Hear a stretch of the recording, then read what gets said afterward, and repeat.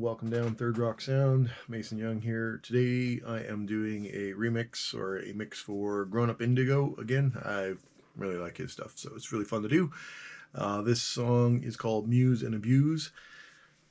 Same thing as usual, got my stems delivered, labeled nicely, split them up the way I like things to be split up. A couple different things that I probably haven't explained before is a lot of times when I get stems, there'll be a stereo drums, for example. So I don't get everything.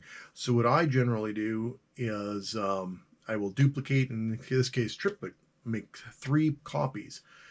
I'm going to treat one as a kick drum, so I'm going to EQ it for kick drum. The other one, another one, I'm going to EQ as for a snare, and then the last one I will probably use as more of a room mic kind of a concept. We're kick heavy on that track and really saturated on this track. Second track, it's a little bit more snare, and then on the third track, you can totally hear it. It's overhead pretty much. Drum group, the biggest thing I'm adding is very little EQ, but I am using the FG Bomber. It's just glue stuff together, especially on these submixes. So I'm going to go ahead and tackle the bass. On the bass, I've duplicated it. I've duplicated the bass line, and I'm going to do something similar with that. I'm going to reamp one side, and I'm going to compress and EQ them to be slightly different. Oh, one thing I did do on the drums is because I tripled those tracks, I didn't want everything sitting out in full stereo. The tracks have to be stereo, they are drums. So I brought the first track with the kick drum, I brought that very much to center. I brought the snare almost to center, and I left the overheads wide. So trying to simulate as best I can without having an actual drum kit to mix, a little bit more of where these instruments would actually be sitting in a mix. So I'm going to tackle the bass. So looks like the drums and the bass are playing nice so far, and now I'm moving on to guitars. There are 6 guitar tracks that I've to work with on this one. They're all fairly heavy sounding guitars, so what I'm probably going to do, depending on how the tones work, is I'm going to duplicate each one, and I am going to reamp one and not reamp one, and then treat them again with an input strip like the VMR, and probably give them slightly different EQs and put them different places in the stereo spectrum just to make it bigger. Same thing going down to a subgroup. Once I get to the subgroup, I'm going to smash them all together again with that FG, the Bomber. It doesn't sound very technical when I say smash them all together, but it literally glues it together. It's years and years ago, I had an analog summing mixer, and this reminds me of this, that I can throw these tracks into it and I can literally glue them together, smash them together, and things become more cohesive.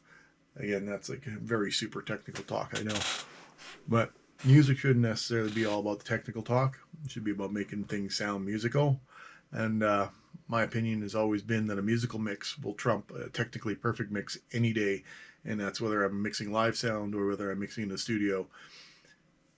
We are going for we are desiring to get the most musical mix possible, so that translates the artist's idea to the audience.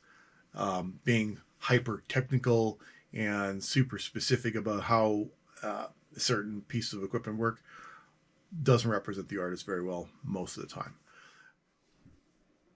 So that was a wee bit of fun. I'm not totally happy with the guitars yet, but I'm going to start working on the vocals. Obviously I want the vocals to be on top in the mix, and the guitar tone and the vocal tone have to be complementary. But overall I got everything kind of lined up, and went back and looked at the drums and fixed them a little bit further. When I didn't explain is when I do the triple tracking for the stereo loops, is I use high pass, low pass filters. So for the kick drum, what I will do is I will use a significant amount of a high pass, or bring down where the drum actually exists. So I make sure that I'm getting a bulk of the bottom end and not much of the top end. When I move over to the snare side, same thing. I try and remove the bottom end as much as I can. That's going to be the kick drum. And I'm going to keep that nice thick mid-range and a lot of the snappiness. That's also going to give me back the of the kick, the beater hitting the head. Then when I go to my third track, which is actually the one that has the cymbals and whatnot, the overheads, that's going to give me back that air and that niceness. When I smash it all back together again in my group, everything should come back together, and I should have some control over my kick and my snare. And that is really critical when it comes to actually tonality and placement and all the rest of that kind of stuff. So I'm going to go ahead and work on the vocals. Same thing, I'm going to run the VMR. I'm not sure which set of VMR I'm going to use this time, but I do like this, the new LA2 that they've got. Slate put on this time. It's very, very nice to work with for vocals anyways.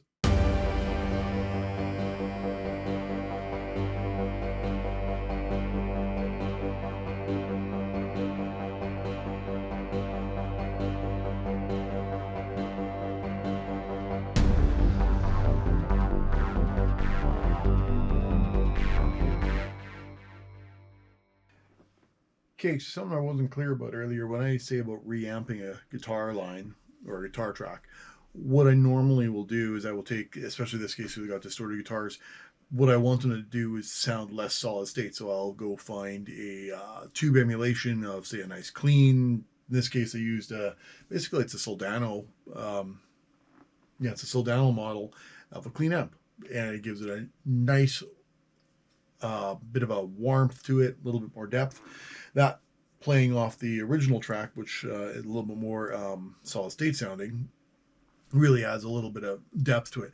What I also do is I will take those two tracks, so they are identical, one's reamp, one's not, and I will change the EQ so that one side, say for example the left side, will have more lows, more mids, the other side, right side, will have more highs, especially if that's the reamp side, will have more highs, a little less mids, a little bit less lows. It gives a really neat imaging feel to it, almost the way those old Gretsch guitars were, the stereo guitars where they had the low strings on one output and the high strings on another output. It's sort of kind of not quite that bad. In any case, so I also, to homogenize the guitars, I put them all through a set of chorus.